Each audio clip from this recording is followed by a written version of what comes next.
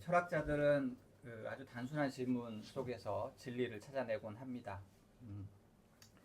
그들이 던지는 질문들은 일반 사람들이 잘 하지 않는 질문들을 던지죠. 예를 들면 존재란 무엇인가 뭐 이런 겁니다.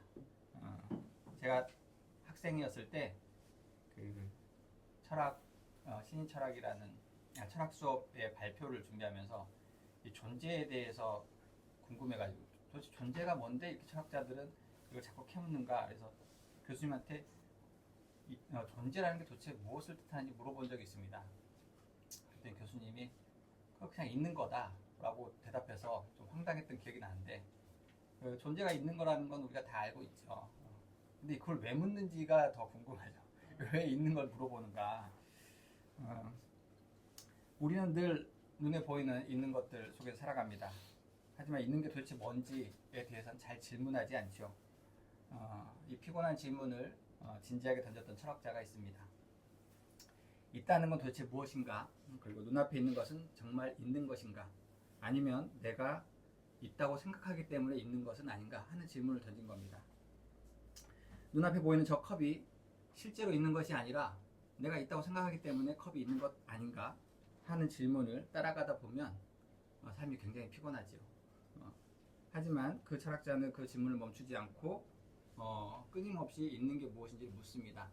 그러다 결국은 자기가 도저히 부정할 수 없는 어떤 지점을 발견하게 되죠. 그리고 이 지점에서 발견한 사실이 끊임없이 의심하고 질문하는 나라는 존재를 발견합니다. 이 발견으로 철학계에서는 가장 유명한 명제인 나는 생각한다, 고로 존재한다 라는 말이 나오게 됩니다. 근대 철학의 문을 열었던 데카르트의 이야기입니다. 이 명제를 통해서 사유하는 주체로서의 인간을 이해하는 길이 열리게 됩니다. 오늘 본문은 사람들이 이제 세례 요한에게 찾아와서 당신은 누구입니까? 하고 물어보는 장면입니다. 사람들이 제사장들과 레위 사람들을 세례 요한에게 보내서 그가 누구인지 알아봐 달라고 부탁하는 장면이죠. 사람들이 세례 요한에게 와서 당신이 누구요? 하고 묻는 장면입니다. 누군가가 여러분에게 와서 당신이 누구입니까? 라고 물어본다면 여러분은 어떻게 대답하시겠습니까? 사실 이 질문은 당신이 누구냐라는 질문보다 서로의 관계에 대한 질문을 물어보는 게 맞습니다. 보통 우리가 누군가 당신은 누구입니까? 라고 물어보면 나는 당신과 어떤 관계를 맺어야 합니까? 라는 의미가 담겨져 있죠. 그래서 우리는 보통 그 상황에 맞는 자기의 직책이나 위치, 상황들을 설명하면서 자기를 소개하곤 합니다. 누군가의 부모 혹은 자녀이거나 혹은 직장에서 어떤 직책을 갖고 있는 그런 사람으로서 자기를 소개하게 되지요. 당신은 누구입니까? 라는 이 질문을 스스로 자신에게 던져보면 어떨까요? 나는 누구인가? 하는 질문입니다. 스스로에게 나는 누구지? 하고 물어보면 여러분은 어떤 답이 떠오르십니까?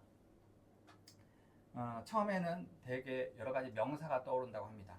나의 이름이나 직책이나 역할 같은 것이죠.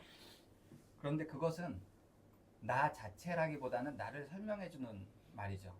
나의 역할들을 설명하는 언어입니다. 보통 이 설명하는 말을 신앙의 언어로 소명이라고 합니다. 질문을 좀 더 깊이 파고들면 명사보다는 형용사가 떠오른다고 합니다. 나는 좀 감성적이거나 신중하거나 열정적이거나 하는 형태의 좀 모호한 단어들이 떠오르죠. 하지만 이 또한 자신의 일부이지 그것이 나라고 하기에는 좀 뭔가 부족함이 있습니다. 이 질문을 성실하게 따라가다 보면 그 끝에 어떤 답이 남을 것 같습니까? 자신에게 나는 누구인가라고 묻는 질문은 사실 기도의 한 방법이기도 합니다.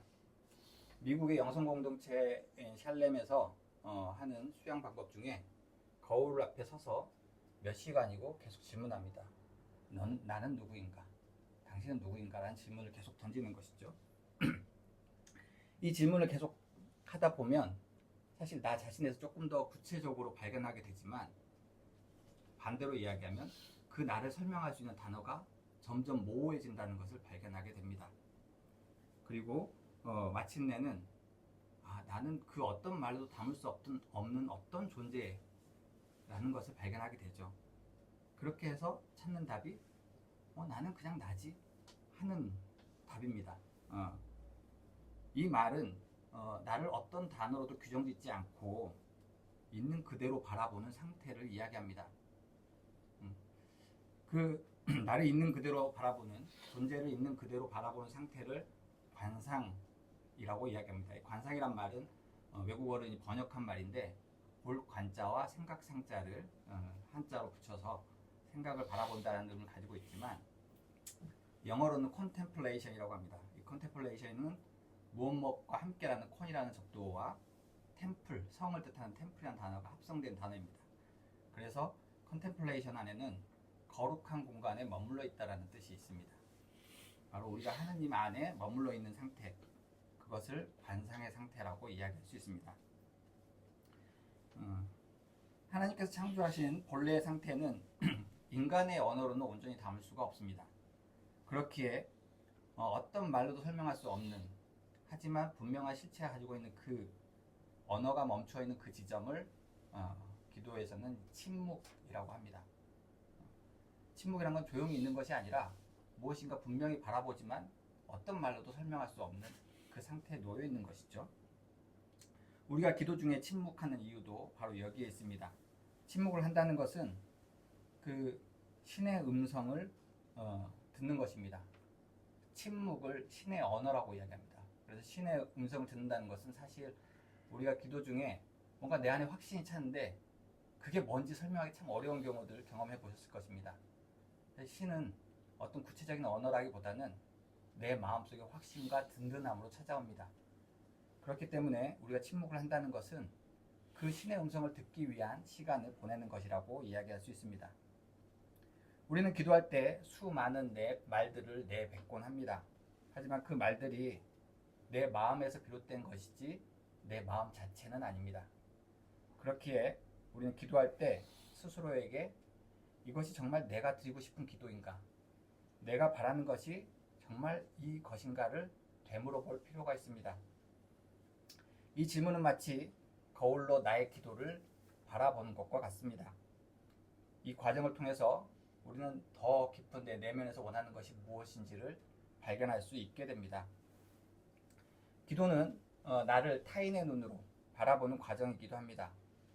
스스로 내 마음을 한 걸음 떨어져서 내 마음이 어떤 모양인지를 바라보는 것이 기도라 할 수 있습니다. 나의 마음에서 일어나는 여러 감정과 생각들을 들여다보는 것입니다. 그리고 이렇게 질문을 드려보십시오. 이게 정말 내가 원하는 것인가? 이게 정말 내가 바라는 것인가? 하는 질문입니다. 귀찮게 느껴질 수도 있지만 이 질문을 성실히 반복하다 보면 마침내 어떤 말로도 설명할 수 없는, 어떤 말로도 담을 수 없는 지점에 도달하게 됩니다.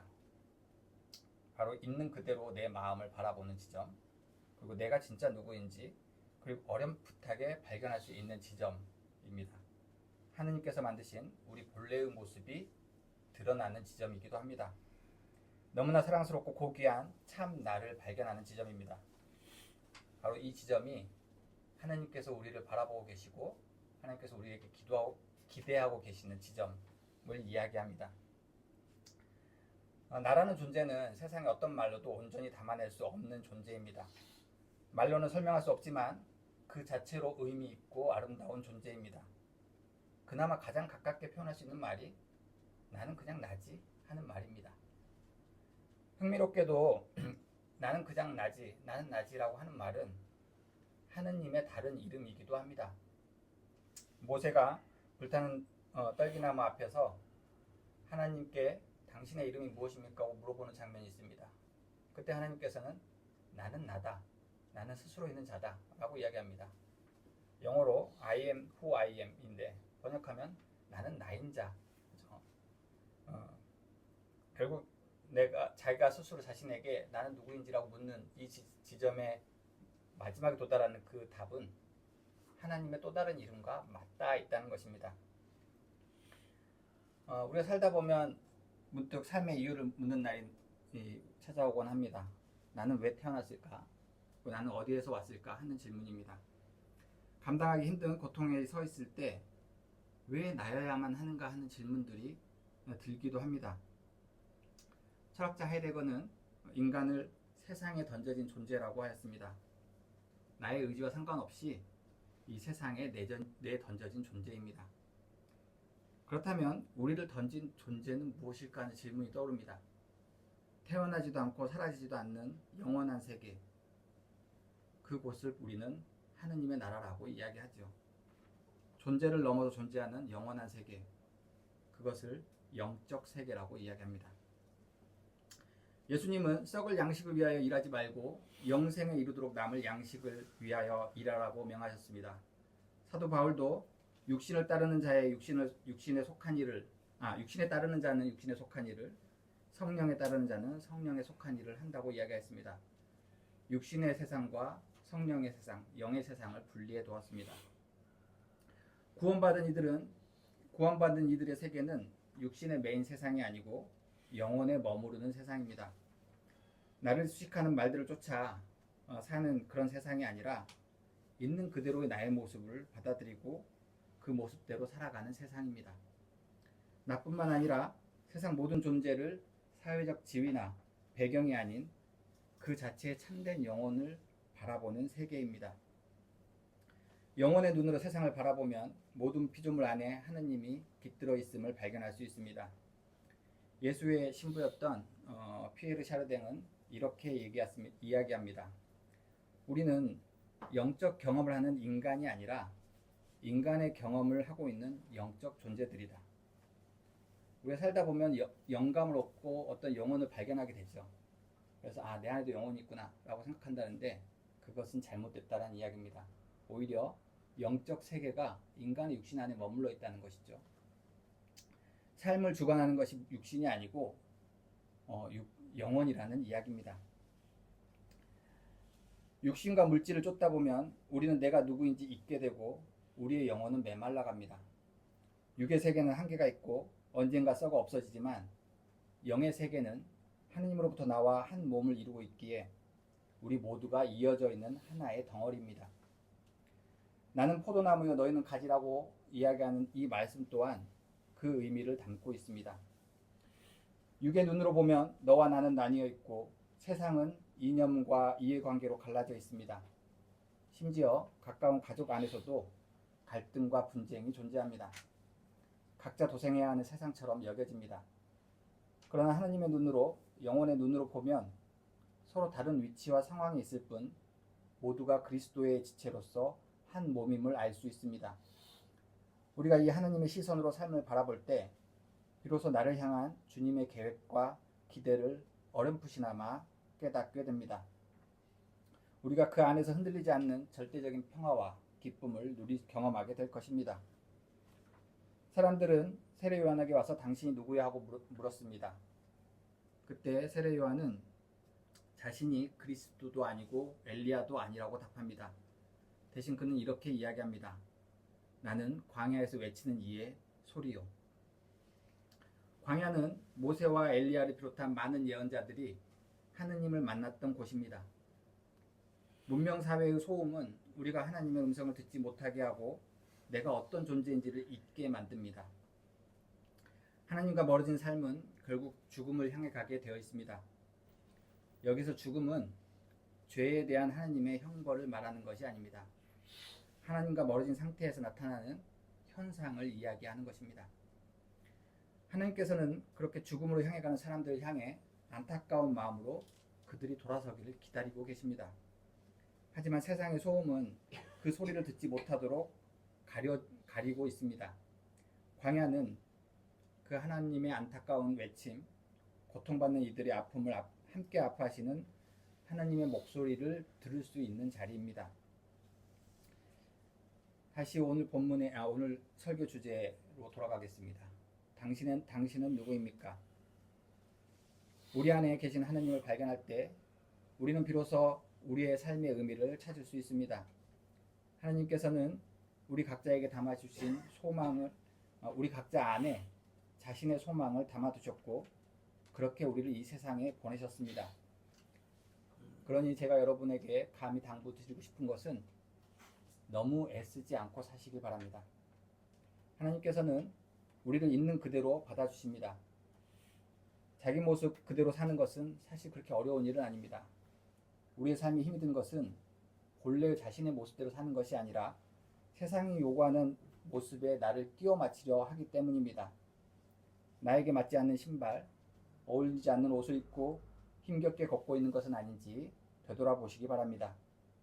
하느님은 우리 모두를 아름답게 창조하시고 보시기에 좋았다고 기뻐하셨습니다. 우리가 왜곡된 모습이 아닌 창조된 본래의 순수한 모습을 회복하고 받아들일 때 하느님께서도 기뻐하십니다. 평화의 왕으로 오신 예수님을 기다리는 이 대림절에 잊고 지내던 여러분의 순수하고 아름다운 자신을 다시 발견하시기 바랍니다. 오실 그리스도를 기다리는 대림절, 자신 안에 계신 그리스도를 발견하며 하느님 나라를 향한 소망으로 기뻐하는 서울교회 교우들 되시기를 바랍니다. 아멘.